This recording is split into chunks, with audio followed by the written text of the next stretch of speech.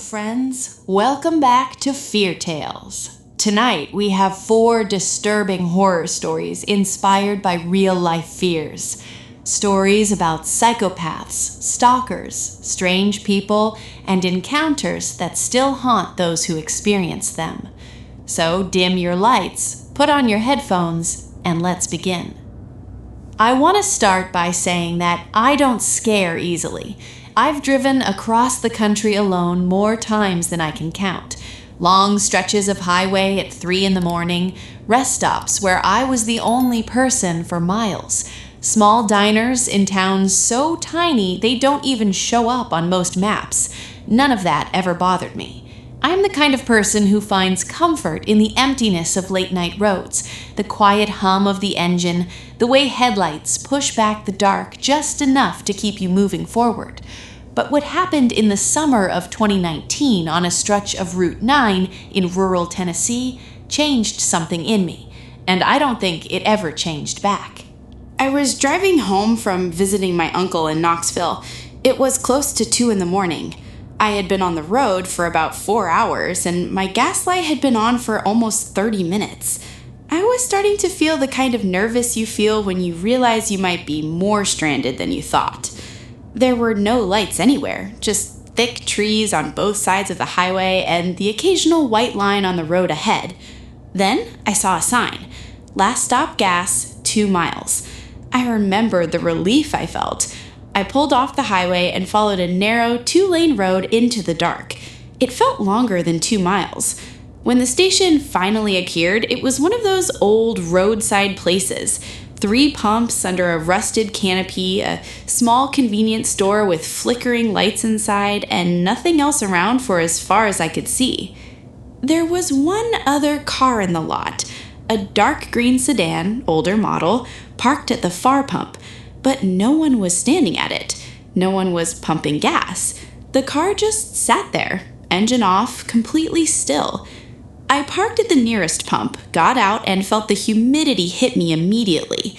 Night air in Tennessee in July is thick, heavy.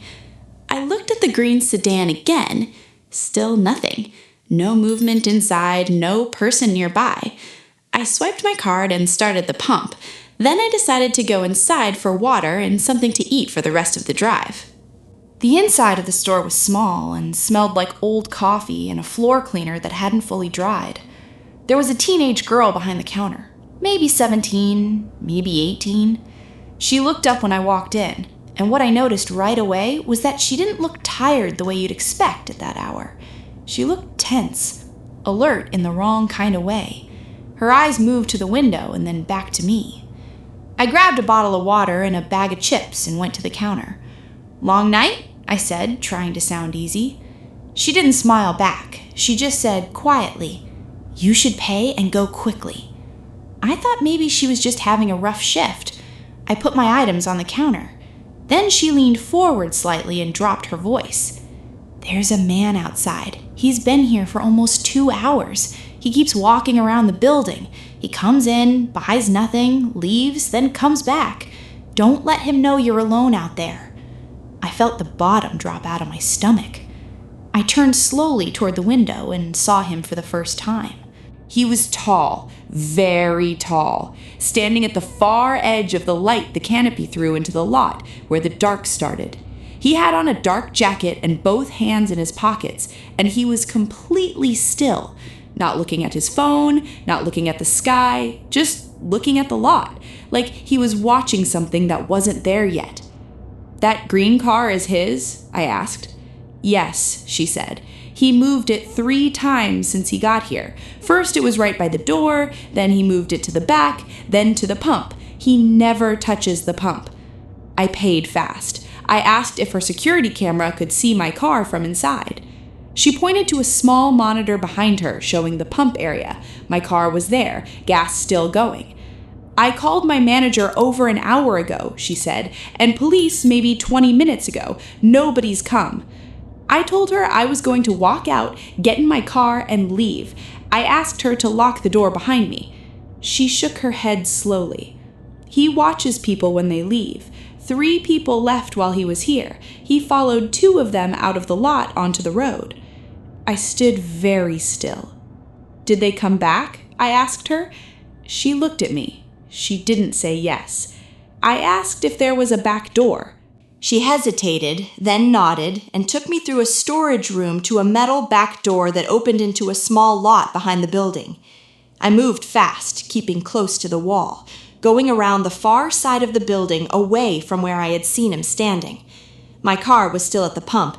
I didn't look toward the man. I kept my head down, pulled the fuel nozzle out without replacing it properly, got in and drove out of the lot without turning my headlights on until I was back on the 2-lane road. I drove hard. I got to the highway and didn't slow down for 20 minutes. About an hour later, I pulled into a truck stop and called the police non-emergency line. I described the man, the car, the station, everything the girl had told me. The officer went quiet for a moment when I described the car. He asked me to describe the man again. Tall, dark jacket, very still, just watching. He went quiet again, longer this time. Then he told me there had been several calls in recent months about a man matching that description near that corridor of Route 9. 2 women had been reported missing from that area since April. Both were last seen leaving gas stations late at night. I sat in that truck stop for a long time. I searched the news for weeks after. I found one article about a woman named Dana Halstead, 32 years old, last seen leaving a gas station on Route 9 in May. Her car had been found on a Forest Service road 6 miles off the highway. She had not been found. I don't know if they caught him. I never found an update. I think about that girl behind the counter more than I probably should. She stayed in that store all night with that man circling outside and no one coming for a very long time. I never got her name. I hope she was okay. I think about her whenever I drive at night. Now we're moving to the second story. I had lived in my apartment for almost 2 years before I started noticing things. And even then, I want to be honest, at first the things I noticed were so small and so easy to explain away that I didn't take them seriously. I moved a lot. I was tired. I worked long hours and came home and made dinner and went to sleep. And my memory of the small details of my own home was not always reliable. At least that's what I told myself. A coffee mug I was sure I had left on the left side of the counter was on the right side. A window I thought I had locked was unlocked. A book I had placed face down on my nightstand was face up. One time, a chair at my kitchen table was pulled out at a strange angle when I was certain I had pushed it in before I left. Small things. But then came the day I found my shampoo on the wrong side of the shelf. I keep it on the left side. Always. I've done it that way since I was in college. It's one of those small habits that never changes. When I went to shower after work one evening and saw it on the right side with the cap open, I stood there in the bathroom for a long time just looking at it. I told myself I must have moved it, but something had shifted in my mind, some small alarm I couldn't fully quiet anymore. I started taking photographs of my apartment before I left for work each morning. My counter, the window latches, the position of things on shelves. Every morning before I walked out the door, I took 15 or 20 photos on my phone, like I was documenting a scene at a crime before the investigators arrived. It made me feel a little ridiculous, but I kept doing it. For almost 2 weeks, nothing changed. Then one Tuesday, I came home and compared my morning photos to what I was looking at. The chair at my kitchen table was pulled out at an angle. In the morning photo, it was fully pushed in. I had not moved it. I had eaten breakfast standing up that morning, which I did often, and I had not sat at that table. Someone had sat at my kitchen table while I was at work. I called my building manager immediately. I asked if anyone had been inside my unit for any maintenance reason that day. He checked his records and told me no, nothing was scheduled. No one had been sent in. I couldn't sleep that night. I lay in my room with the door locked and the light on, listening to every sound. I asked the building manager to change my locks as soon as possible. He told me he could arrange it by the end of the week. Not fast enough for me, but I didn't know what else to ask for. The next day, I bought a small camera online, one of those nanny cam types that look like an air freshener or a clock. I put it on my bookshelf between some books, angled at the front door and the main room. It ran continuously, and I could check the footage remotely from my phone. I didn't have to wait long. On the third night, the footage showed my front door opening at 2:17 in the morning. I was at work on my lunch break when I found it. I was sitting in the break room, and I watched it on my phone, and my hands started shaking so badly I had to set the phone flat on the table. He came in the way a person comes into a room they know. No hesitation, no looking around nervously the way a person would if they were doing something they knew was wrong and were afraid of being caught. He moved with ease. He walked to my kitchen, opened my refrigerator, stood in front of it for a moment with the light washing over him, then closed it. He walked to the kitchen table and sat down in that chair. He sat there in the dark for almost 9 minutes. Then he stood up, looked slowly around the room once, and left. He had a key. He had come in with a key. I went to the police that same morning. They reviewed the footage. The figure was wearing a dark hoodie and kept his head angled away from the camera in a way that felt practiced, like he already knew where not to look. But they identified him. He was the building's previous maintenance worker. He had been let go 8 months before I found the footage. When he was let go, he was supposed to return all copies of the master key. The building management had assumed he returned them. They had not verified. 8 months. He had been coming in for 8 months. The police searched his apartment 3 blocks away. The detective who came to speak with me afterward was a woman named Ortiz. She was calm and professional, and she chose her words carefully, the way people do when the full information is worse than what they're about to tell you. She told me they found photographs inside his apartment. She told me some of them were taken inside my apartment. She told me some of them were taken in parts of my apartment she would rather not specify. I moved out that same week. What I think about most, even now, is not the photographs. It's those 9 minutes. That man sitting in my kitchen in the dark in the middle of the night, not taking anything, not looking for anything, just sitting there, in my chair, in my home. I've wondered many times what he was doing. What was in his head during those 9 minutes of silence and dark? Detective Ortiz never told me what he said when they asked him. Maybe it's better that I don't know, but I think about it more nights than I'd like to admit. Now we're moving to the third story. The interview had run long, and I was tired.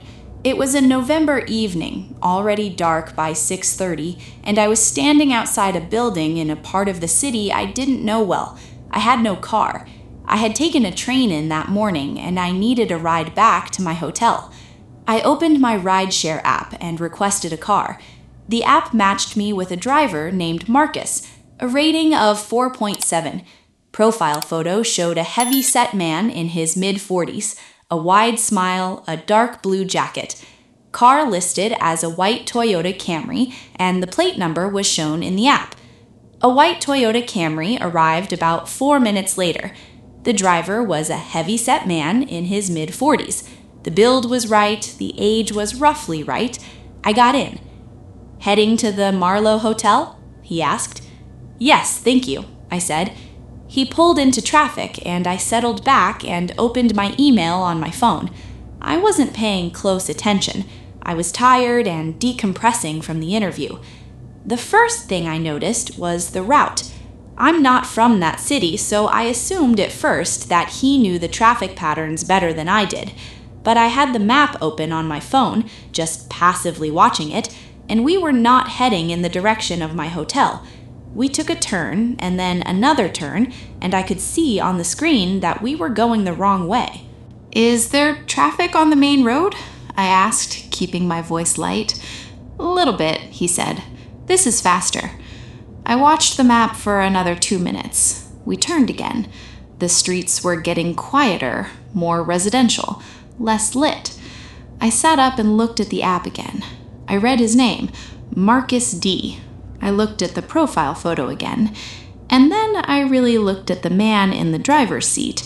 The profile photo had a rounder face, fuller cheeks, softer around the jaw. The man driving had a thinner face, sharper along the jaw. The build was similar, the age was close, but the face was different in a way that I couldn't explain away. My eyes went to the center console. He had a phone mounted in a vent holder, the way most rideshare drivers do, but the app on his screen was not the rideshare app. It was something else entirely, a different interface, a different layout. He was not running the rideshare app that showed my route.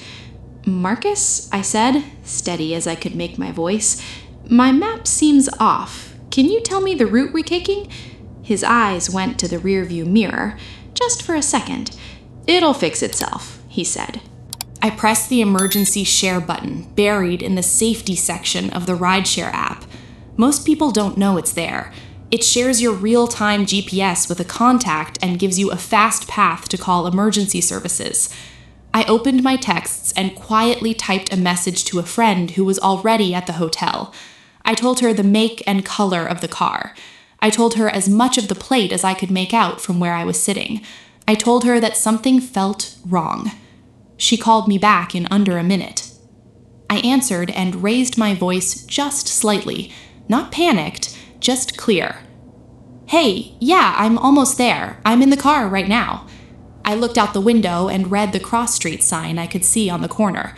I said it out loud. Then I said it again, naturally, like I was just giving her context. The man's eyes moved to the mirror.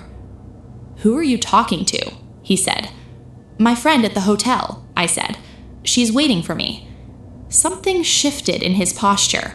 I can't describe it better than that. His shoulders moved slightly. His hands on the wheel adjusted. He went quiet. Then he made a turn, and the next turn after that. And when I looked at my map, we were heading in the right direction, back toward the hotel. Nothing more was said for the entire rest of the drive. He didn't look at me, he didn't make any more wrong turns. He pulled up to the hotel entrance and I got out, and he drove away before the door had even fully closed. I found my friend inside and we sat together and looked at the app. Trip completed, driver, Marcus D. Everything appeared normal from the outside. I called the rideshare company that night. I told them I believed the person who had picked me up was not the person registered to that account. The different app on his console, the photo discrepancy, the wrong route. 2 days later, they emailed me to say the account had been flagged and suspended. I never found out who the man actually was. I never found out how he had access to that account. I never found out if he had done this before, with other passengers on other nights. But I keep thinking about one specific moment. When I read that street name out loud on the phone, his posture changed. He turned. He took the right road. That was the thing that stopped whatever was supposed to happen. A street name, said out loud, because someone else heard it. I've spent a lot of time thinking about the rides where no one was called, where no one was waiting, where no street name was said out loud. I think about those passengers often.